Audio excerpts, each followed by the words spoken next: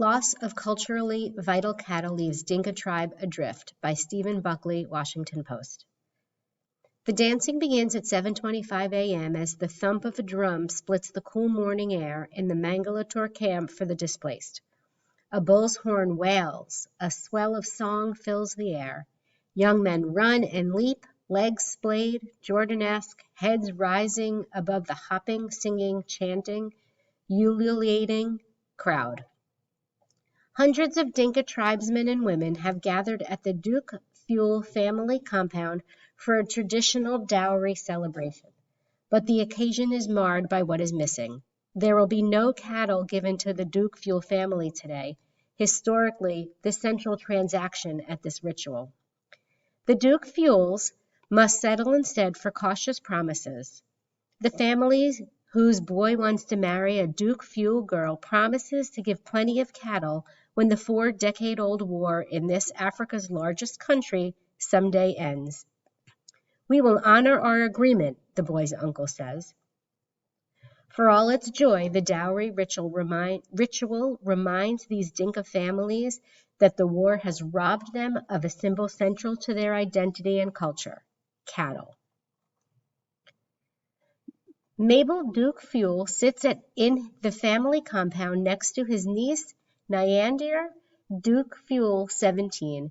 Joining them at are Mabel's brother Mayer and another niece, Agate. Both girls will marry soon, although the next day's dowry ceremony is primarily for Nyandir.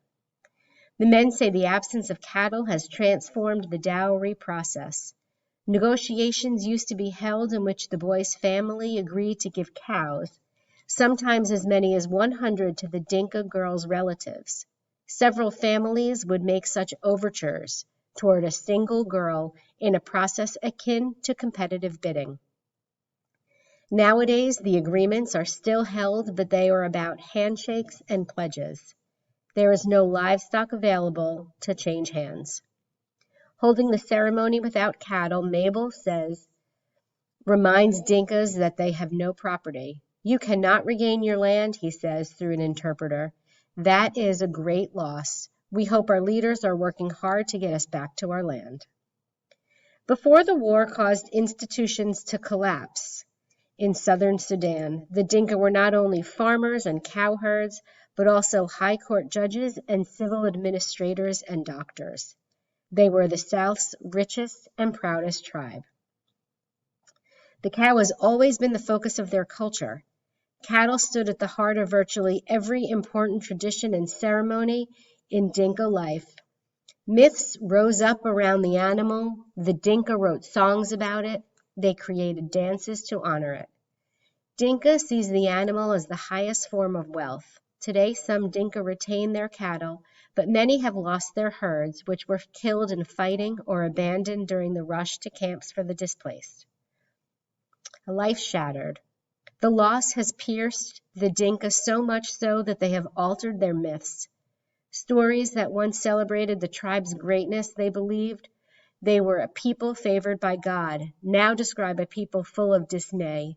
One story about how the Dinka came to love cattle has been turned into a tale of woe in which God is punishing the tribe for devoting so much of itself to the animal. They have been shattered, said Francis Dang, a Dinka who was senior fellow at the Brookings Institution in Washington. They see themselves in a negative light for the first time. You can see how the war has torn at their self-confidence, their sense of dignity.